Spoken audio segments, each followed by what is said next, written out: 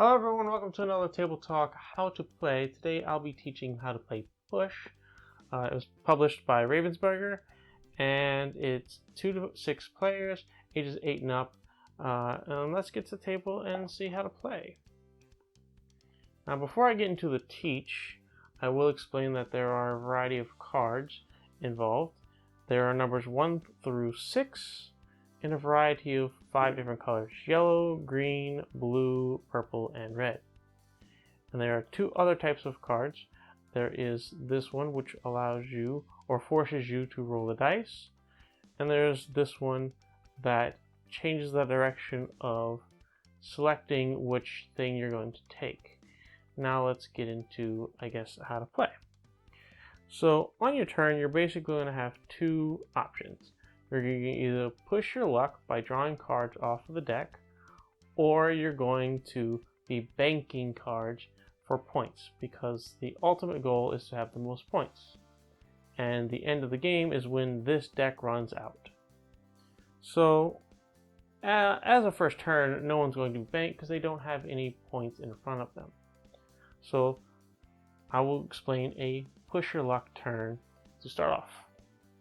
So basically you're going to be pulling cards off the top of the deck one at a time and choosing when to stop. So for example, I draw a 3. When I draw cards, I will put them in one of 3 piles, making sure I do not duplicate anything in the piles. So for example, this is my first pile. This pile cannot contain another purple or another 3. So if I continue to push my luck, since this is a 3, it would have to go into a new pile. And I will be continuing to push my luck, like so. Now I have 3 piles and they all have 3s in them. I can choose to either stop or keep going. If I keep going and I draw a 3, I will bust. If I don't draw a 3, I can essentially keep going. Let's just go and it's a purple. So because it's purple and a 1, I can add it here. Now, same choice of either continuing to push my luck or stopping here. At this point, either 3 or purple calls me to bust. Well, for sake, let's say I don't want to push my luck because I want to get something in front of me. I would choose to stop, and I would take one of these 3 piles and add it to my tableau in front of me, organizing them by color. And then in clockwise order, each other player will take one of these piles, essentially the next 2.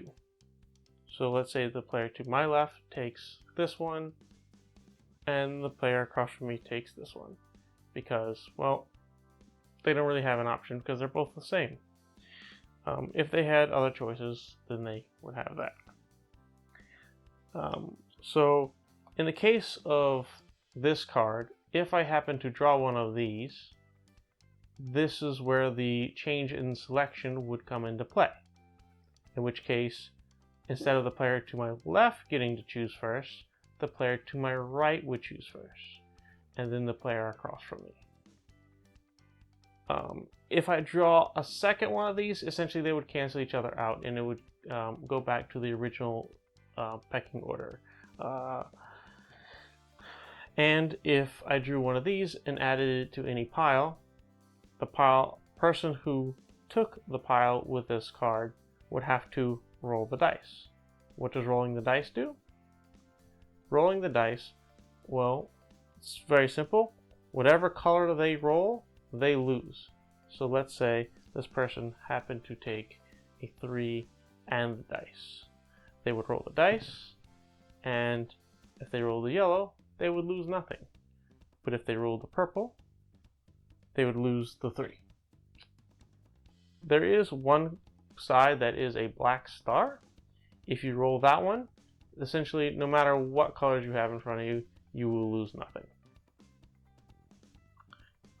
Let's go back to rewinding to a point where if I were to stop, or not stop, but keep going. Resetting the board. And I decide to push my luck. I can continue. I could have continued, look at that. So yeah, I would probably do something like that. Push my luck. Ooh. It's pretty good. Now, I would do that. Let's say for argument's sake. For argument's sake, if I decide to push my luck and let's say I drew a purple, I would bust. So that would entail me to have to roll this dice, lose something, potentially, and then going in clockwise fashion, everyone else gets to pick some stuff. If it comes back around to me, like if this was a 3-player game, I would get nothing and the third pile would just be discarded. Anyway, so let's say I did win some stuff, and we'll continue this as if it was a game in progress. The next player would take their turn and so forth. And then it comes back around to me.